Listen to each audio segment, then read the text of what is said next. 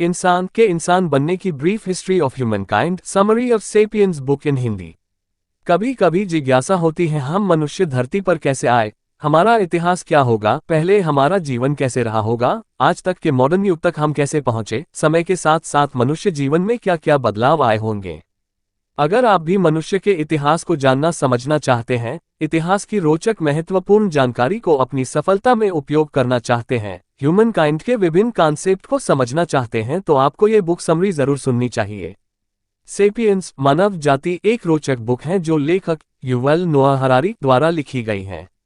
लेखक जो एक प्रोफेसर इतिहासकार हैं, उन्होंने अपनी बुक में सेपियंस के इतिहास को बहुत अच्छे तरीके से डिस्क्राइब किया है, जो पुराने काल से आज तक के सफर की महत्वपूर्ण और रोचक बातों को दर्शाते हैं। लेखक ने ह्यूमन काइंड के अनेक कॉन्सेप्ट्स को अलग अलग फैक्ट्स और मिथ्स के द्वारा बताया है।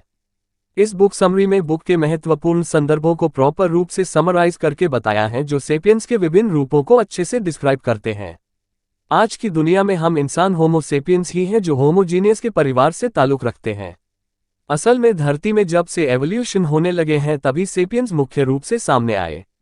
Rising timeline. काफी समय पहले, लगभग अरबों वर्ष पूर्व, इस धरती पर जीवन होने के संकेत मिले। एटम्स, मॉलिक्यूल्स के कॉम्बिनेशन ने धरती में जीवन होने की संभावना बताई और होमोसेपियंस काफी सालों बाद सामने आए, जो कई देशों में देखे गए, लेकिन मुख्य रूप से अफ्रीका में मिलियन ईयर्स के बाद इनका अस्तित्व सामने देखने को मिला। इनके अलावा भी दूसरे होमोस्पीशीज भी दिखे और यही से मनुष्य के इतिहास की शुरुआत हुई, जो 3 रिवॉल्यूशन में बन गई। Cognitive revolution 70,000 years ago, agricultural revolution 12,000 years ago, scientific revolution 500 years ago. Sapiens से जुड़ी 3 महत्वपूर्ण क्रांति जो सेपियंस के इतिहास को बताती हैं, जो इस प्रकार हैं। Cognitive revolution. सेपियंस की शुरुआत कॉग्निटिव रिवॉल्यूशन के समय एक हंटर के रूप में सामने आई, जहां मानव पशुओं का शिकार करते थे और अपने खाने की जरूरतों को पूरा करते थे। जैसे जैसे समय बीता, मनुष्य विकास की ओर बढ़ता गया। उन्होंने एक दूसरे से बात करने के लिए संकेतों, इशारों का सहारा लिया गया। पशुओं में सोचने समझने की शक्ति मनुष्य के मुकाबले नहीं होती थी। उस दौरान शिकार के लिए औजार बनाए गए, जिससे पशुओं को आसानी से मारा जा सकता था। इस रिवॉल्यूशन समय में सेपियंस शिकार के लिए इधर उधर जाते थे, एक जगह नहीं रुकते थे, माइंड इतना डेवलप नहीं हुआ था और वे खानाबदोश का जीवन जीते थे। शुरुआती दौर में पशुओं की अनेक प्रजातियां थी। हर प्रकार के जीव जंतु पृथ्वी में नजर आते थे, लेकिन मानवों द्वारा उनके शिकार ने उनकी संख्या धीरे धीरे कम कर दी, जबकि बाकी जीव प्राकृतिक आपदा, मौसम परिवर्तन के कारण गायब होने लगे। शुरुआत में पृथ्वी पर जीव के संकेतों ने आदम हव्वा के रूप में नर नारी के अस्तित्व को धरती में पाया और जानवरों के शिकार के लिए समय के साथ साथ नए नए औजारों का आविष्कार किया। मुख्य रूप से पत्थर के बनाए जाने वाले ये औजार काफी भारी होते थे, लेकिन इनसे शिकार बड़ी तादाद में हो जाते थे। धीरे धीरे इनमें भी बदलाव आते गए। Agricultural revolution. सेपियंस काफी सालों बाद, लगभग 10,000 साल बाद, नए विकास की ओर बढ़े और वे कृषि आधारित जीवन बिताने लगे। अब सेपियंस एक जगह रहकर कृषि करते थे, जिसमें अधिक समय तक कार्य करना पड़ता था। लेखक लिखते हैं कि कृषि विकास एक तरह से सेपियंस की लाइफ में अधिक कठिनाइयां लाया, क्योंकि कृषि में मेहनत लगती थी, जानवरों को कृषि में प्रयोग किया जाता था। खेती के लिए मनुष्य को बारिश पर निर्भर रहना पड़ता था, जिस वजह से 2 तरह की सोच ने जन्म लिया, इमेजिन रियलिटी और फिजिकल रियलिटी। कृषि क्रांति ने मनुष्यों को समूह में रहना सिखाया। अनाज उगाना, रोपना, कटाई, सिंचाई से कृषि विकास का क्षेत्र बड़ा होने लगा और कृषि के लिए जानवरों का उपयोग होने लगा। अब लोग उन्हें मारने की बजाय खेती में उपयोग किया करते थे और खुद भी अधिक घंटे काम करते थे, जिसकी वजह से उनकी सेहत पर असर पड़ता था और खाने के लिए पूरा न्यूट्रिशन भी नहीं मिल पाता था। खेती बारिश पर निर्भर होती थी, वर्षा के न आने पर सूखे की समस्या हो जाती थी, जिससे अनाज सभी को नहीं मिल पाता था। उस समय इमेजिन रियलिटी पर लोग विश्वास करने लगे थे। खेती अच्छी हो, इसके लिए मानव भगवान पर विश्वास करने लगे। कृषि विकास से लगता था कि सेपियंस का जीवन आसान हो गया, लेकिन लेखक लिखते हैं, वास्तविक में सेपियंस का जीवन कठिन हो गया था। वह एक दूसरे पर निर्भर रहने लगे थे, उन्हें अनेक परेशानियों का सामना करना पड़ रहा था। जैसे कृषकों को कृषि के लिए ऋण लेना पड़ता था, पैसे की जरूरत होती थी, अनाज के लेन देन में कानूनी नियम होते थे। मनुष्य कृषि अच्छी हो इसलिए धर्म पर विश्वास करने लगे। गॉड का स्वरूप सामने आया। एक तरफ वो प्रकृति, पेड़ पौधे, जीव जंतुओं के रूप में फिजिकल रियलिटी के संपर्क में आए, वहीं दूसरी ओर इमेजिन रियलिटी भगवान, धर्म, कानून, राष्ट्र में अधिक विश्वास करने लगे। कृषि रिवॉल्यूशन में टैक्स, कानून, नियम आदि के रूप सामने आए। साइंटिफिक रेवोल्यूशन, इस क्रांति में हर बात को फैक्ट्स और रिसर्च पर आधारित बताया गया। मनुष्य की सोच और स्वास्थ्य को भी साइंस के कॉन्सेप्ट से जोड़ा गया। कॉग्निटिव और एग्रीकल्चर रिवॉल्यूशन के बाद इमेजिन बिलीव की जगह साइंस के फैक्ट्स को सॉल्यूशन के रूप में दर्शाया गया। कृषि, ईश्वर, हेल्थ, वेल्थ, रिलीजन आदि बातों में साइंटिफिक संदर्भ को माना गया और कहा गया कि हर बात के पीछे कारण होते हैं जो विज्ञान में प्रूव किए जा सकते हैं। विज्ञान के मॉडर्न तथ्यों को सहमति मिली, जिस वजह से प्रैक्टिकल रियलिटी के कॉन्सेप्ट को सही माना गया। साइंस वर्ल्ड के सोसाइटी में आने से इंडस्ट्रियल रेवोल्यूशन भी डेवलप हुआ। पहले सेपियंस आग जलाते थे, उसके बाद कोयले जलाने लगे, फिर स्टीम इंजन का प्रयोग होने लगा। व्यापार, उद्योग के लिए गुड्स मैन्युफैक्चर किए गए, जिसके लिए मनुष्य की रिक्वायरमेंट्स भी बढ़ी और फैक्ट्रीज में बड़ी संख्या में लोग काम करने लगे।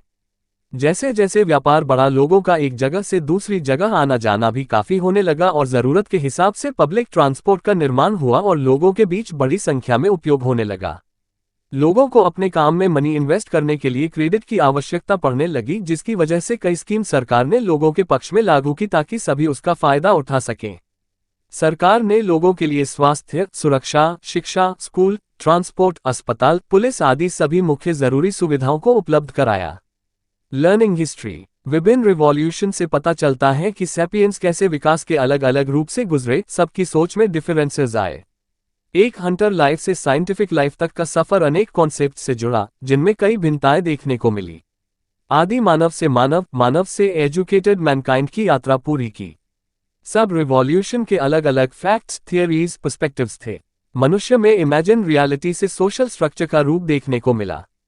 इंटीग्रेशन ऑफ मैनकाइंड, आगे चलकर सैपियंस के जीवन में ह्यूमन एकजुटता का संदर्भ सामने आया, क्योंकि अब मनुष्य समूह में रहते थे, वे कृषि से जुड़े थे और साइंस वर्ल्ड में कदम रख चुके थे। सैपियंस मुख्यतया 3 रूप से जुड़े, जैसे मनी, एम्पायर, रिलीजन्स, जिससे सैपियंस के कार्य क्षेत्र, समाज, आपसी संदर्भ में विस्तार आया। इस दौर में एक डेमोक्रेटिक समाज का निर्माण हुआ जहां एक दूसरे पर शासन किया जाता था, अपने रूल्स चलाए जाते थे।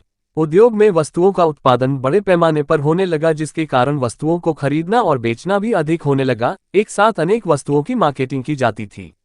अलग अलग देशों में वस्तु उत्पादन से नई नई करेंसी का प्रयोग होने लगा।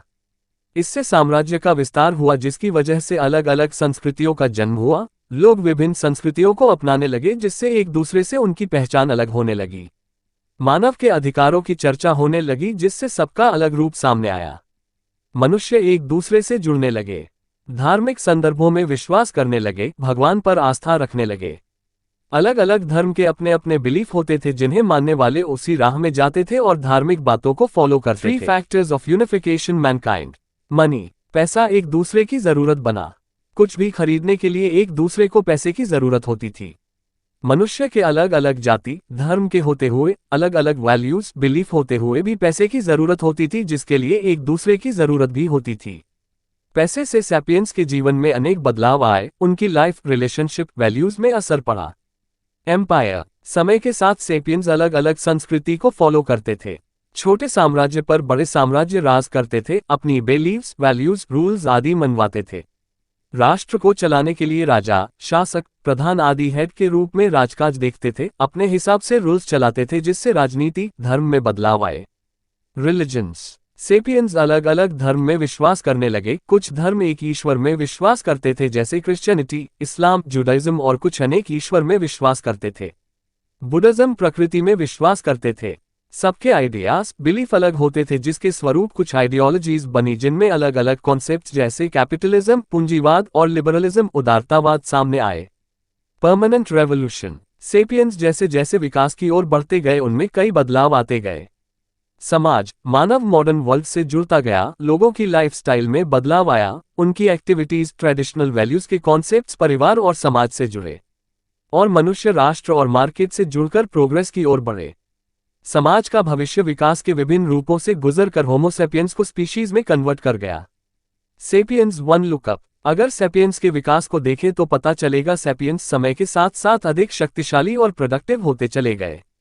अलग अलग रूपों से पता चलता है कि प्रेजेंट फ्यूचर में सैपियंस बायोलॉजिकल और कल्चरल रूप से विकास के कितने करीब हुए, जो आज के युग में दिखाई देता है। जैसे जैसे समय बीतता गया, सैपियंस तकनीकी, religious values, imagine belief, social concept से उच्च शिखर तक पहुंच गए। सेपियंस के इतिहास से यह सीखने को मिलता है कि सेपियंस समय के साथ साथ विकास करते गए। एक आदिमानव के सफर से शुरू आज के वेल सिविलाइज्ड मानव का सफर आसान नहीं था। इसके लिए अनेक प्रयासों, मेहनत, कठिनाइयों का सामना कर पहुंचे और अपनी प्रतिभा के बलबूते पर विभिन्न रिवॉल्यूशन को पार कर पाए। जब बात सेपियंस से जुड़ी खुशी की आती है तो सवाल उठता है कि क्या इतने प्रोग्रेस के बाद भी मनुष्य खुशी प्राप्त कर पाए, क्योंकि प्रगति के साथ साथ अनेक परेशानियां भी आईं। मनुष्य कभी संतुष्ट नहीं हो पाते, उन्हें हमेशा अधिक की इच्छा होती है जिसके लिए वह आगे बढ़ते जाते हैं। इतिहास को पूरी तरह जानना समझना आसान नहीं होता, क्योंकि हम पूरी तरह इसके विभिन्न स्वरूपों को अस्यूम या प्रेडिक्ट नहीं कर सकते। इनमें बदलाव आते रहते हैं, जिनका क्षेत्र भी काफी बड़ा है, एक विस्तृत रूप देखने को मिलता है। इस विकास यात्रा से मानव जाति को कितने लाभ हुए, फिर भी विकास का मूल रूप रहस्य ही लगता है। इस बुक के द्वारा सेपियंस की हिस्ट्री को समझने में आसानी होती है और अनेक फैक्ट्स, कॉन्सेप्ट्स को प्रॉपर तरीके से लिखने के कारण ये बुक पढ़ने में रोचक लगती है, जो नॉलेज ही बढ़ाती है। निष्कर्ष: इस बुक समरी में सेपियंस के इतिहास की रूपरेखा को प्रॉपर तरीके से लिखा गया है, जो बुक की महत्वपूर्ण बातों और कॉन्सेप्ट्स को समझने में यूजफुल है। मानव इतिहास की प्रॉपर जानकारी और समय के साथ साथ विभिन्न बदलावों, विकास के रूपों की जानकारी मिलती है। बस आपको बुक समरी पढ़नी है और अपने ज्ञान को बढ़ाना है।